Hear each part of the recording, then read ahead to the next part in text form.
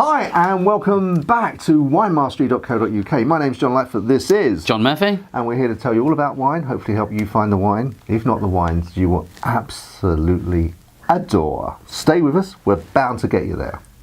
So, we've going to taste in this episode some Malbec. Now, I quite like Malbec. It's a sort of like almost like a middle of the road. It's not too light and it's not too heavy, or am I? No, you can completely. It has a richness there, which I'm a fan of Malbec as well. A richness there, but generally the tannins tend to be nice and soft. So although it's big and powerful, you know, the tannins soften it up, so it doesn't come across as like some of the bigger Shirazes and things. I would say you're completely correct. Middle ground. Middle ground. So one to go if you fancy going. You're on sort of light reds at the moment. You fancy trying something a little bit fuller, then sort of Malbec's a good stepping stone maybe into even fuller reds. Yeah. And certainly I have to say that since we've been on this journey that I've gone from, my favourite wine was Beaujolais, and I was amazed last night because I was really enjoying a Shiraz, and before I'd not enjoyed Shiraz, so I'm obviously sort of, my palate is actually evolving. Well, I think you're looking for when we're doing this, it becomes an experience, doesn't it? Like that glass of wine, you're looking, and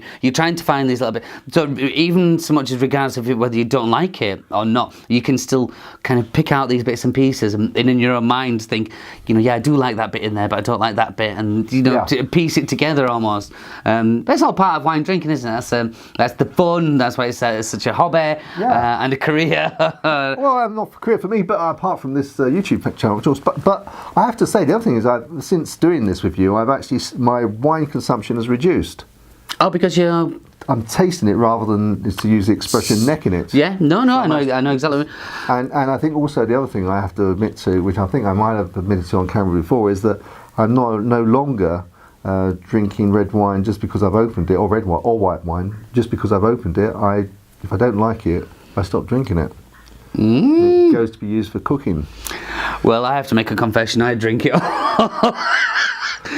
No, you're right. No, I have come across, as you say, wines where sometimes you have a taste and you think, and I suppose not you're thinking, like some people wouldn't waste it, and you're like, you don't want to waste a bottle of wine once you bought it, but sometimes... Well, you never know whether tomorrow you're going to be there to taste that bottle of wine rather than drinking that horrible one, so enjoy the moment, I say. Oh, enjoy definitely. The moment. Sometimes it does pay off for you. I know we said this, the price thing, but sometimes, inevitably, sometimes paying a couple of extra quid. Sometimes paying a couple of extra quid does give you a better wine. Usually, not always the case, but usually. Yeah, it does, and I'm really upset with that because it's...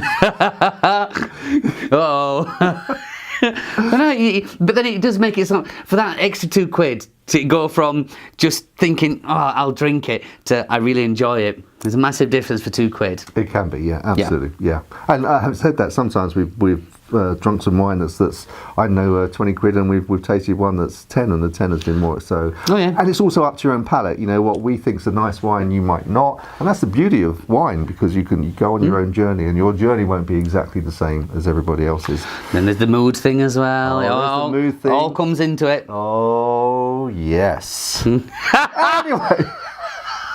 Ask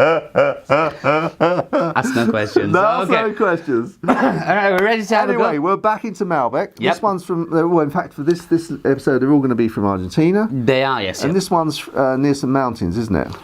At the bottom of the Andes. Which comes in pretty handy.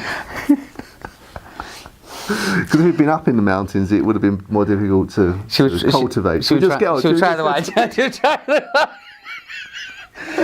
Yeah, so this is it the foot of the Andes, yeah? I think it's at the foot of the Andes, yeah. Okay. Which is 12 inches, I suppose.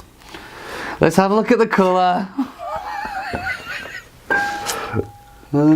Yeah, nice. Rich, it's got that deep, kind of, again, garnety. Yeah. Garnety purple colour on there, which is what we like. Looks good, looks bright, looks ready. Looks ready? Yeah, looks ready. Oh, not ready to drink? No, ready to drink. Ready in colour? No, ready to drink. Oh, it's ready. That is the ready I meant, yeah. Okay. In this respect. Okay. Yes, it's nice and bright, isn't it? Yeah. Yeah, it's an appealing sparkle to it. Yeah, I really like. Yeah, that's all. Again, the cherries are in there. And would you expect cherries from Malbec? Yeah. Yes. Yeah, definitely.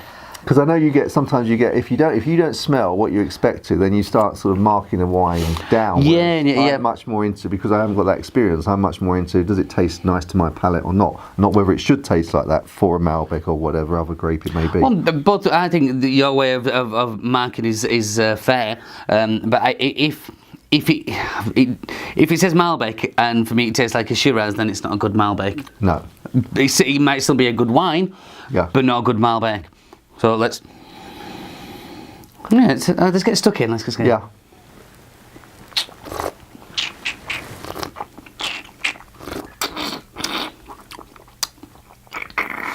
The cherry flavour comes through strong there as well. It does.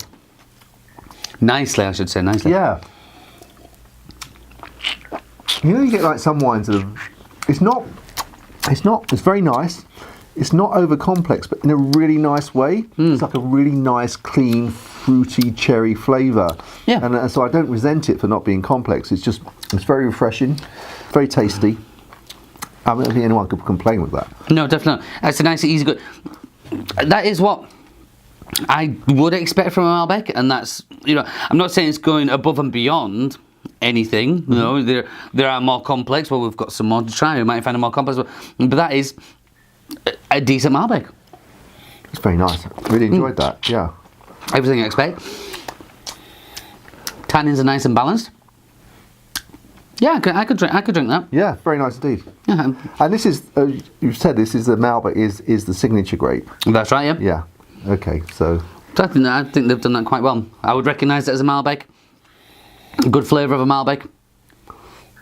Not overly, I say not over complex, but then again, it doesn't. And the mood thing, it doesn't have to be. No, I reckon I could enjoy quite a lot of that. Well, as a signature grape, we'd probably sign off with that one.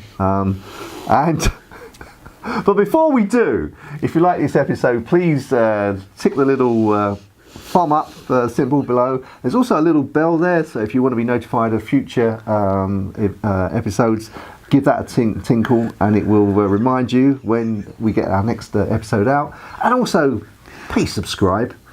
Gin. Gin.